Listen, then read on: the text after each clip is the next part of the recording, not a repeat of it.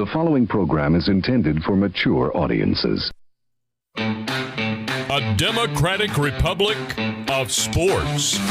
The Sportsocracy with ESPN Asheville hosts Tank Spencer and Jeremy Greene. Welcome into the Week in Weed Studios live. This is the Sportsocracy. I'm Jeremy Greene of ESPN Radio. This is Brian Haynes, and this is the Green Bay Packers 3-round mock draft. With Aaron Rodgers doing his little run on Jeopardy, there has not been a lot of talk about the Packers in the offseason. Not a lot of movement. Stereotypically quiet in free agency. Brian, if you were Mr. Gunskvist, whose name I very much struggle to pronounce, and you were the GM of the Packers, what would you be looking to do on April 29th? I think you have to draft a wide receiver to please Aaron Rodgers and basically the entire fan base of Green Bay. I think there will be a revolt if they do not draft a wide receiver early. Their defense collapsed in a couple games last year, especially in the championship game. We all saw what happened. Kevin King. Yeah, 100%. He's looking at you. So I think they could use some cornerback. Even though they did draft very well for the secondary last year, I think they did well. The defensive line, they need to do something. And this whole Aaron Rodgers thing I think it's going to be just a crazy distraction all year that they're not going to want to deal with. So if you were the GM of the Packers, you'd go wide receiver at 1. 100%. With the 29th pick in the 2021 3-round Sportsocracy mock draft, the Green Bay Packers select Tevin Jenkins, the offensive tackle from Oklahoma State. My God. Look, I'm not telling you what I would do. I'm telling you what I'm hearing and what I think they will do. Brian, your take on Tevin Jenkins. Tevin Jenkins opted out for the last month of the season. He got an invite to the Senior Bowl, and he was a standout. People were talking about him all over the scene. He's a plus run blocker. He gets to the second level, but he does have some excellent power. I'm not sure if he's going to be a left tackle in this league. There is some talk that he could do that, maybe on the right side. I just can't get over the fact that they're not going to go wide receiver in the first round. I just think that is just insane. So there are multiple reasons for that. One, there's a run on wide receivers right in front of them. Elijah Moore goes to Tennessee. Terrace Marshall Jr. goes at 28 to New Orleans. Plus, this is a deep draft. Green Bay does not reach on guys not named Jordan Love. That's just not what they do. So, to me, if Tevin Jenkins falls to them at 29, this is a guy that I think slots in immediately. I disagree with you. I think he is a left tackle. I think he's one of the guys that has the ability to be a left tackle. You're going to have to be a little patient with him, but I think he can be a left tackle. He is strong as a damn ox.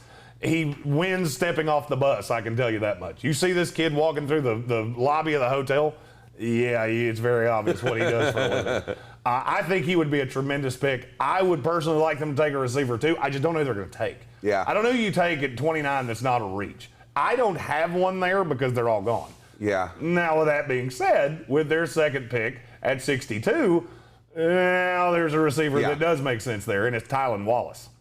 I've really enjoyed watching tape on Tylan Wallace. He has been shooting up my rankings in the wide receiver. He is a fearless competitor. He plays hard on every single snap. He cuts on a dime and has excellent footwork. But I think he's just a tiny bit undersized to play on the outside, which means he might be able to play a little bit of slot, move inside a little bit. You still have Lazard and Marquez Valdez-Scantling, I guess, if you want to say that. But there is some merit to what Jeremy is saying. There is a lot of second-day wide receivers that have value and are going to be starters in this league.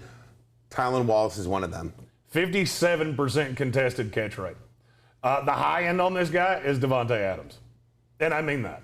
This is a guy that goes and gets the ball. And there are not a lot of receivers like that in college football anymore. The way the game is played now, you just don't see many guys that go and high point the ball. I watched tape on Tylan Wallace, and he looks a hell of a lot bigger than he is. He's a hair over 6 foot. I think he's going to play at somewhere between 195 and 200 pounds. He looks bigger than that. And he's just a guy that I look at. I think he would be a tremendous weapon with Aaron Rodgers.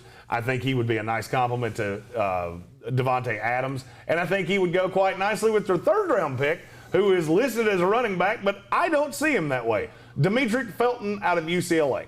Yeah, he's going to be one of those hybrid H-backs that you have in the league. The comps are going to be like the Curtis Samuel type coming out of Ohio State. He's very dynamic. He's got a lot of speed. He has the route tree at UCLA was not super impressive, but I think I think he's the type of guy that can learn a good route tree, and he could be very valuable to this team. Going in motion, coming across, doing all kinds of gadget plays, so to speak. But this is an interesting pick here for the Green Bay Packers. I, for the longest time, was on Rondale Moore going to the Packers. I think Demetric Felton can be a very poor man's Rondale Moore. I think he can play that Randall Cobb role in the slot. You can line him up in the backfield. He's a chess piece for Aaron Rodgers. This is a guy that I'm not as high on as a lot of people in the industry because he is still a running back. But he's a running back that can't run between the tackles at all. He's kind of a gadget guy. I could see him in a Justin Forsett kind of role, former Ravens running back. He is quick. He's not overly big, but he's Swiss Army knife. Yeah. I don't think he does anything tremendously well, but I think he does everything well enough to be an asset. And you give him Aaron Rodgers, and I think he could have a great career in the NFL. I think this is just the kind of piece that Green Bay needs. Yep. And getting him at this point at 92 in the third round would be great value, in my opinion. This has been the Green Bay Packers 2021 three-round mock draft live from the Sportsocracy Studios, brought to you by Wicked Weed Brewing. As always, be sure to click the little beer icon in the bottom right-hand corner so you'll know every time we go live, including 9 a.m. every weekday, and for every pick live of the 2021 NFL Draft as they happen. Be sure to check out the rest of our videos in the playlist at the end of this video. And be sure to check out our friends at Wicked Weed Brewing. WickedWeedBrewing.com. Drink different.